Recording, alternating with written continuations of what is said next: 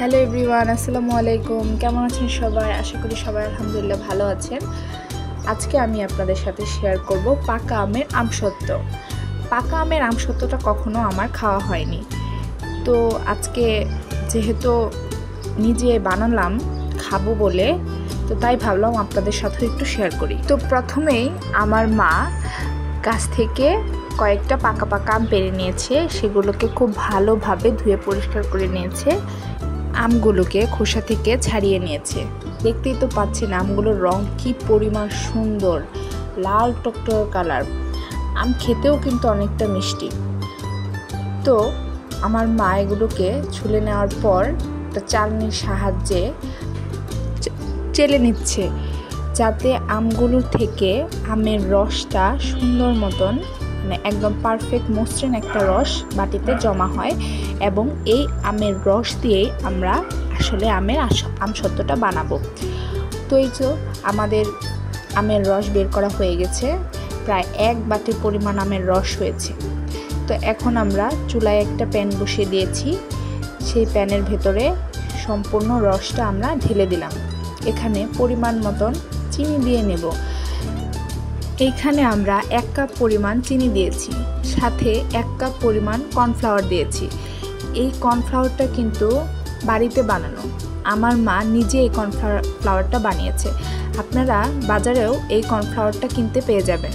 তো আপনারা চাইলে বাজার থেকে কিনেও ব্যবহার করতে পারেন, অথবা বাড়িতে বানিয়েও নিতে পারেন।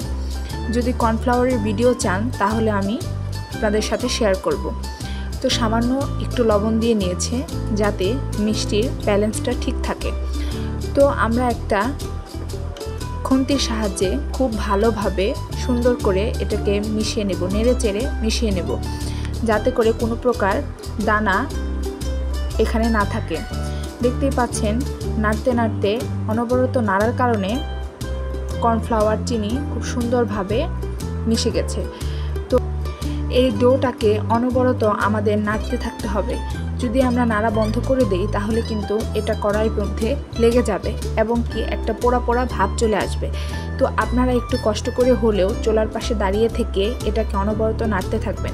একটা সময় দেখবেন নাড়তে নাড়তে এটার কালারটাই অন্যরকম হয়ে আসবে। কিছুক্ষণ আগে দেখা গিয়েছিল অনেকটা নরম, পাতলা পাতলা ছিল, পানি পানি ছিল, চিনির একটা পানি বের হয়েছে। আমটা যখন আমরা ছেঁকেছি সেই আমের ভেতর থেকেও একটা পানি বের হয়েছে। ওই পানিটা একটা সময় নাড়তে নাড়তে দেখবেন শুকিয়ে যাবে, এবং এই ডোটা অনেকটা আঠালো পরিমাণ হয়ে আসবে। ফ্রাই প্যান থেকে একাই আলাদা আলাদা হয়ে উঠে আসবে। তো এই পর্যায়ে যখন উঠে আসবে, ঠিক ওই পর্যায়টাতে আমরা একটা বাটিতে ঢেলে নেব। তো বাটিতে ঢালার আগে আমরা এখানে একটা প্লেটে ঢেলে নিচ্ছি, বড় একটা প্লেটে। তো প্রথমে এই প্লেটটাতে আমরা সামান্য পরিমাণ সয়াবিন তেল মেখে নেব। তো আমরা এখানে 2টা প্লেটে ঢেলে নিয়েছি। সো আমরা 2টা প্লেটের ভেতরে সয়াবিন তেল দিয়ে একটু মেখে নেব, যাতে করে যখন এটা শক্ত হয়ে যাবে আমাদের কেটে ওঠানোর সময় প্লেটের মধ্যে যাতে লেগে না পড়ে। তো আমরা এখানে পরিমাণ মতো প্লেটের মধ্যে গরম অবস্থাতেই ঢেলে নিয়েছি। এই খুন্তির সাহায্যে আমরা খুব সুন্দর করে এটাকে প্লেটের মধ্যে ভালোভাবে ছড়িয়ে দেব। দেখুন, তো ছড়িয়ে দেওয়ার পরে আমরা এটাকে প্রায় 2-3 ঘন্টার মতন ঠান্ডা হওয়ার জন্য রেখে দিয়েছিলাম। তো 2-3 ঘন্টা পরে দেখেন সুন্দরভাবে এটা ডোটা একদম পারফেক্ট টেক্সচারে তৈরি হয়ে গেছে, খুব সুন্দরভাবে শক্ত হয়ে গেছে। তো এই পর্যায়ে আমরা একটা ছুরির মাধ্যমে এটাকে কেটে নেব। তো দেখুন, আমার মা আপনাদেরকে দেখিয়ে দিচ্ছে কত সুন্দর হয়েছে। তো আপনারা চাইলে আপনাদের পছন্দ মতন এই আমসত্ত্বটাকে কাটতে পারেন, আপনারা যেভাবে পছন্দ করবেন সেভাবে। আপনারা চাইলে লম্বা লম্বা করে কেটে গোল গোল করে পেঁচিয়ে রাখতে পারেন, আবার চাইলে ছোট ছোট আকারে যেভাবে আমার মা করছে স্কোয়ার শেপ করেও রেখে দিতে পারেন, যাতে করে যখন ইচ্ছা হবে, মন চাবে, তখনই আপনারা এটা একটা টুকরা নিয়ে খেতে পারবেন। তো এটা দেখতে যতটা সফট হয়েছে, আসলেই কিন্তু অতটাই সফট হয়েছিল, অনেকটাই মিষ্টি ছিল এই আমসত্ত্বটা খেতে। টক মিষ্টি, আমাদের বাড়ির আমটাও টক মিষ্টি, এবং এখানে মিষ্টির পরিমাণটা একটু মিষ্টি বেশি দেওয়া হয়েছে, যাতে করে একটু মিষ্টি বেশি লাগে। আমসত্ত্বটা সবসময় তো আমরা একটু কাঁচা আমের আমসত্ত্ব খাই, বা কাঁচা পাকা আমের আমসত্ত্ব খাই। এবার পুরাটাই পাকা আমের আমসত্ত্ব।